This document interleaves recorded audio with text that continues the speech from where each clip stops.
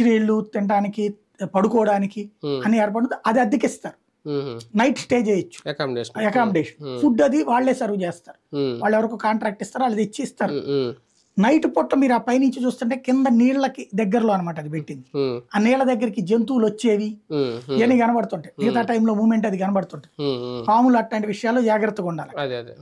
అట్లాంటి సిస్టమ్స్ కనుక డిపార్ట్మెంట్ ద్వారా చేశారనుకోండి, మన వాళ్ళు ఎక్కడెక్కడికో పోతారు టూరిజానికి, విదేశాలకు పోతారు, అమెజాన్ అడవులకు పోతుంటారు, శ్రీలంకకు పోతుంటారు, కర్ణాటకకు పోతుంటారు, ఇవన్నీ పోతా ఉంటారు.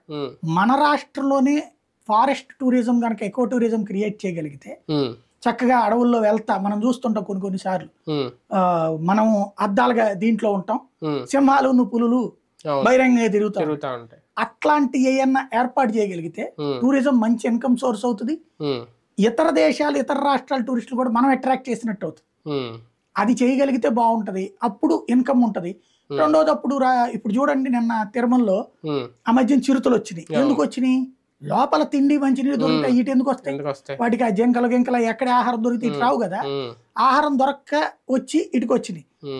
ఆ తర్వాత ఇప్పుడు నిన్న ఏనుగులు వచ్చినాయి అంట 7వ మైలు రాయి దగ్గర, మళ్ళీ అటు తరమాల్సి వచ్చిందంట. ఇటు ఎందుకు వస్తున్నాయి అనేది ఎంక్వైరీ చేయాలి, అట్లాంటివి చూడాలి.